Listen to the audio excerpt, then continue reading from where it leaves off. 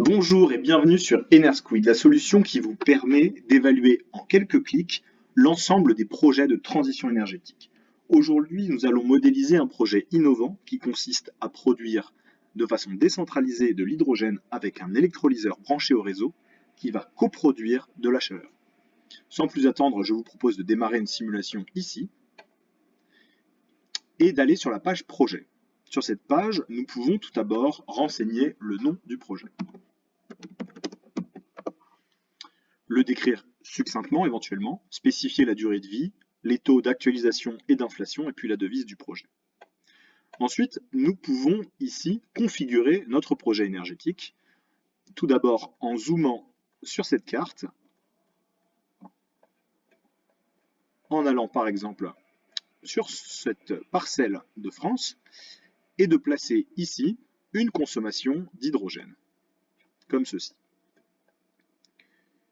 La consommation d'hydrogène industriel sera constante tout au long de l'année et nous allons la dimensionner à 1000 tonnes d'hydrogène par an, ce qui correspond à 33 gigawattheures par an.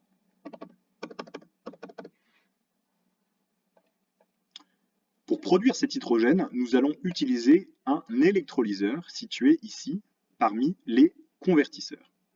En cliquant ici, on peut l'ajouter à la carte et les différents paramètres technico-économiques s'affichent. Nous allons pouvoir dimensionner cet électrolyseur à 6 MW, ce qui va permettre d'approvisionner ce site. Je vous propose d'utiliser un électrolyseur particulier d'une technologie qui s'appelle SOEC, qui permet de produire de l'hydrogène à haute température et qui va nous permettre justement de coproduire de la chaleur. Son CAPEX est supérieur aux technologies PEM puisqu'il est à environ 2000 € par kilowatt électrique. Je vous propose ici de garder ces différentes valeurs par défaut et d'y revenir plus tard. Cet électrolyseur va être raccordé au réseau électrique français que nous pouvons ajouter ici dans l'onglet Production et spécifier d'abord un tarif d'achat sur le réseau qui sera pour un industriel en France environ de 8 centimes par kilowattheure, TURPE et taxes comprises, et puis un tarif de vente ici à 0, puisque nous n'allons pas revendre de l'électricité. Le contenu carbone, nous pouvons le garder par défaut.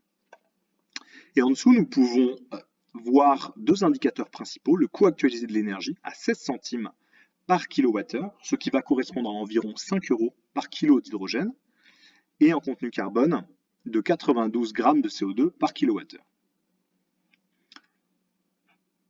Je vous propose maintenant d'élaborer un projet plus innovant en mélangeant l'hydrogène et la chaleur.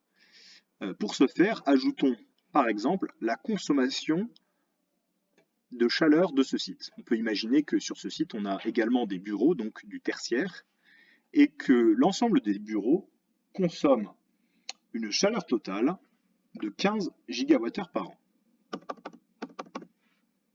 Nous l'ajoutons donc sur la carte comme ceci. Et nous allons maintenant chercher à approvisionner cette consommation en chaleur basse température. Par exemple, nous pouvons utiliser ici une chaudière que nous plaçons sur la carte comme ceci.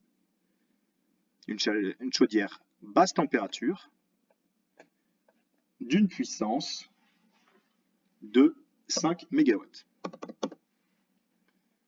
qui va consommer ici du gaz naturel, par exemple.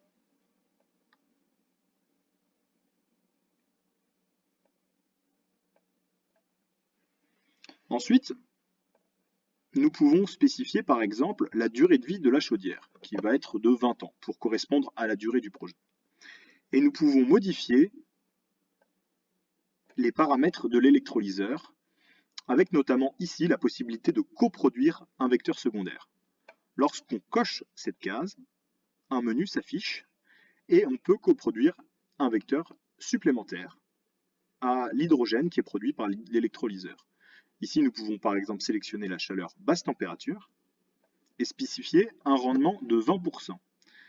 C'est-à-dire que le rendement énergétique total de cet électrolyseur sera de 65 plus 20, 85%, ce qui va nous faire baisser les coûts. Et ici, nous voyons bien que nous sommes passés de 16 centimes à 13 centimes par kilowattheure et que nous avons également fait baisser le contenu carbone du projet. Nous pouvons donc ainsi faire baisser le kilo d'hydrogène vendu de façon significative. Dans les résultats de la simulation, nous pouvons retrouver ici le coût actualisé net du projet, la disponibilité, l'autoconsommation, l'autoproduction, et ici voir les différentes courbes du projet. Notamment, nous pouvons nous intéresser à la production de l'électrolyseur, ici, qui est constante sur l'année, ainsi que les différentes grandeurs, le réseau électrique et la chaudière. Nous pouvons tracer ces valeurs de façon mensuelle sur un an, ici par exemple. Constatons par exemple que le besoin en chaleur l'été est plus faible. Enfin, nous pouvons enregistrer le projet pour pouvoir le partager ou le consulter plus tard. Je vous remercie beaucoup pour votre attention et je vous souhaite une bonne journée.